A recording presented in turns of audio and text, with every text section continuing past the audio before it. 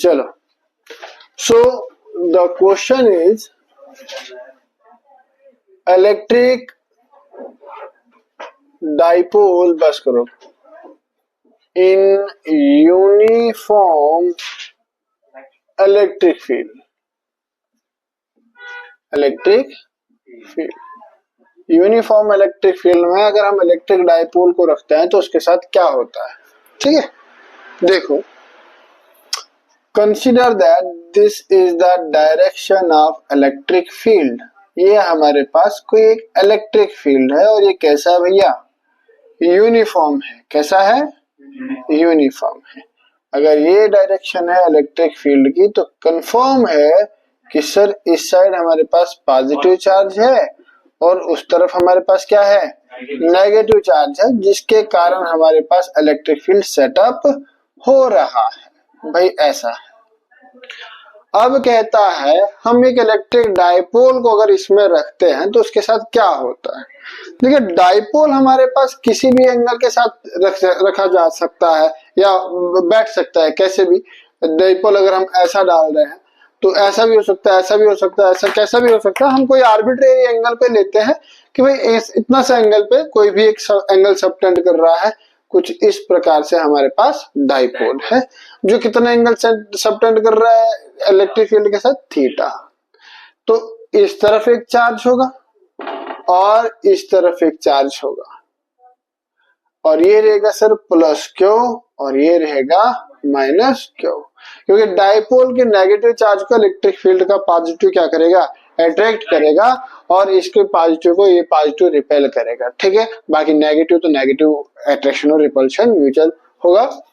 अच्छा, अगर हम इस चार्ज पर देखते हैं, सर इस चार्ज पर अगर ये हमारे पास पॉइंट ए है, इस चार्ज को हम पॉइंट बी कंसिडर करते हैं, तो ए बी का डिस्टेंस जो होगा वो कितना होगा, 2a होगा, क्योंकि ए बी क्या होगा भाई, लेंथ ऑफ द डाइपोल।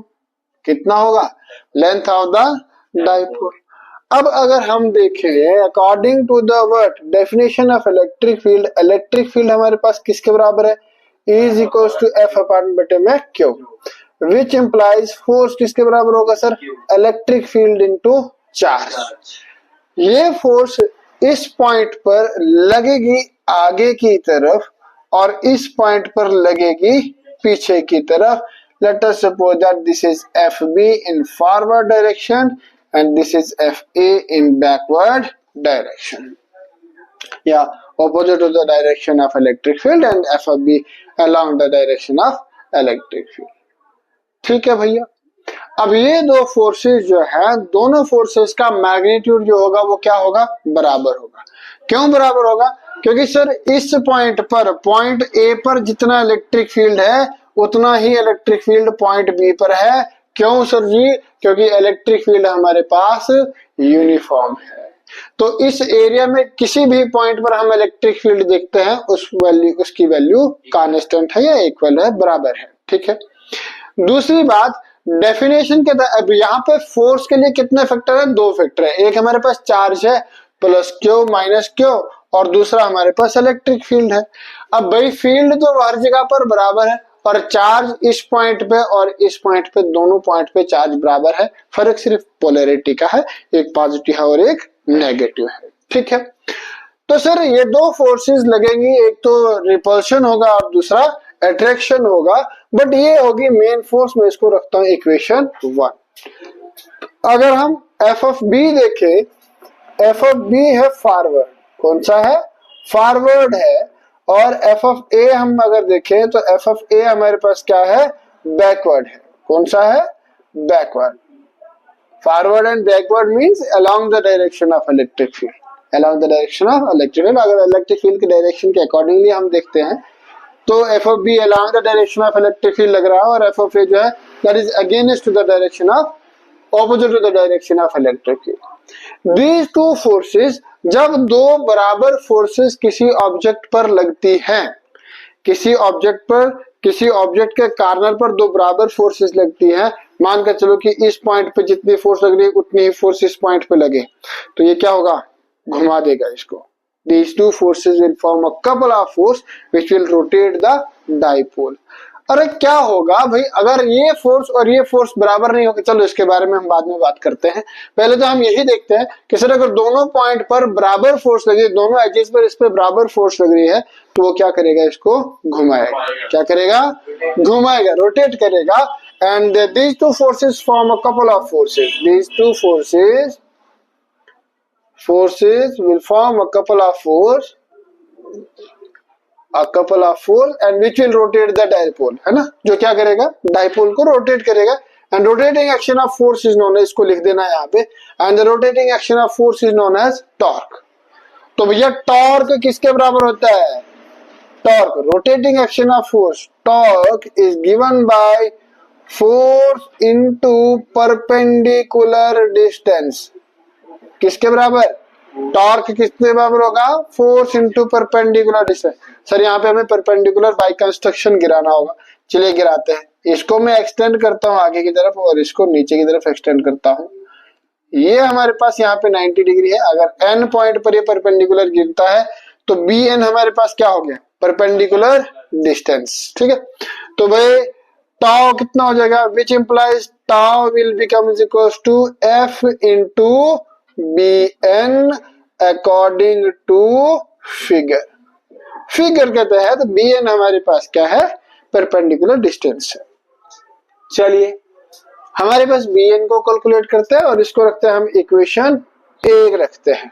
ठीक है, अब भाई बी एन इन ट्रायंगल कौन सा बना, A B N, A B N right angled at किस पर है, एन है। भाई अगर हम साइन थीटा देखते हैं तो that will be perpendicular upon hypotenuse, क्योंकि हमें पता है पंडित बद्री प्रसाद बटे में हर हर बोले। ठीक है, पंडित बद्री प्रसाद, ये हो गया हमारे पास साइन, परपेंडिकुलर अपॉन हाइपोटेन्यूज। ठीक है, तो परपेंडिकुलर कितना बना sir, perpendicular will be hypotenuse into sine theta. So what is the value of hypotenuse, hypotenuse का वैल्यू क्या है सर, ए बी है ना, that is A B, perpendicular is equal to A B sine theta. What is A B, A B is the length of the dipole, A B is the length of the which is 2a, so it will become is equals to 2a sin theta, 2a sin theta. Now substitute the value of equation first and equation second in equation a.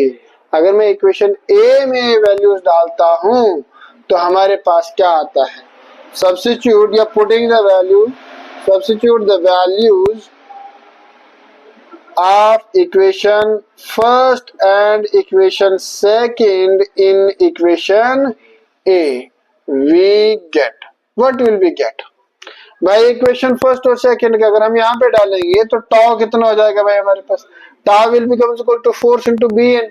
तो force कितना है sir, E into Q into B N कितना है हमारे पास, 2a sine theta, यहाँ से that is perpendicular B N, perpendicular क्या है, बी एन है ना, इट इज बी एन भाई, बी एन। ठीक है, यहाँ पे लिख लो बी एन। अब क्लियर है, बी एन का value 2a sign. Now this 2a q, ये क्या बनता है, E into P sine theta. What is 2a q, because 2a q is equal to P, dipole moment, dipole moment.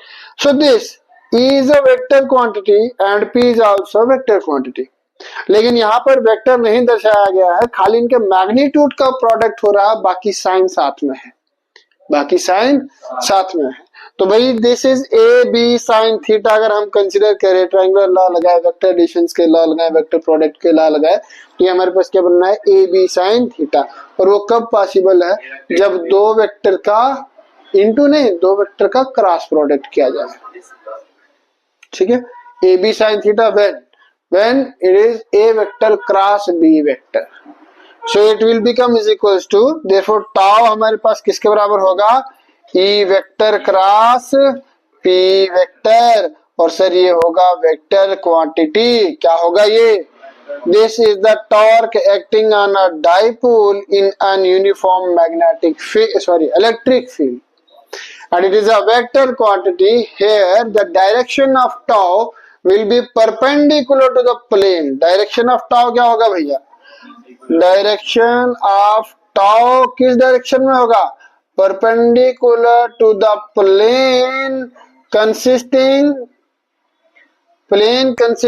E vector and P vector। कहने का मतलब क्या है sir, अगर E वेक्टर ये है और P वेक्टर ये है तो इन दोनों के परपेंडिकुलर ऐसा होगा, टाउ आपकी तरफ होगा, बाहर की तरफ, perpendicular to the board, tau जो लगेगा वो बाहर की तरफ लगेगा क्रॉस प्रोडक्ट के तहत, according to the right hand rule. पढ़ा ना right hand rule? Right hand rule क्या बोलता है, A vector cross B vector जो होगा उसका जो प्रोडक्ट होगा वो होगा perpendicular to the plane consisting A vector and B vector. अब दूसरी बात सर, टाउ मैक्सिमम कब होगा और मिनिमम कब होगा? देखिए टाउ का वैल्यू जो है, टाउ जो हमारे पास है that is E P sine theta. बाकी ई हमारे पास यूनिफॉर्म है, पी हमारे पास क्या है, फिक्स वैल्यू है, उसका बार बार डाइपोल चेंज थोड़ी ना कर सकते हम। अगर डाइपोल चेंज हुआ पूरी तरह से चेंज होगा, ये प्लस क्यू और माइनस क्यू चेंज नहीं होगा, तो मतलब पी भी हमारे पास एक फैक्टर है जो कांस्टेंट रख सकता है। बाकी इसमें जो टाउ है वो किस चीज पर निर्भर करेगा, दैट इज थीटा। अगर थीटा का वैल्यू बढ़ा या घटा, बढ़ा या, तो साइन थीटा का वैल्यू भी या तो बढ़ेगा या तो घटेगा।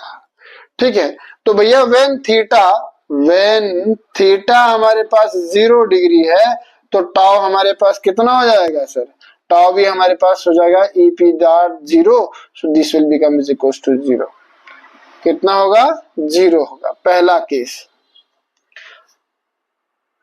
जब हमारे पास दोनों के प्रोडक्ट के बीच में या दोनों इलेक्ट्रिक फील्ड और डाइपोल मूवमेंट के बीच में एंगल कितना है, 0 है। अब डाइपोल मूवमेंट का डायरेक्शन किस तरफ होता है, from plus q to minus q होता है केमिस्ट्री में, minus q to plus q होता है फिजिक्स में। तो भैया जब डाइपोल हमारे पास ऐसा है ना, कुछ इस प्रकार से, ये हमारे पास डाइपोल है, ये हमारे पास नेगेटिव क्यू और ये हमारे पास प्लस क्यू, इलेक्ट्रिक फील्ड भी इसी डायरेक्शन में और डाइपोल मूवमेंट भी उसी डायरेक्शन में, तो दो पैरेलल लाइंस के बीच में एंगल कितना, 0 डिग्री।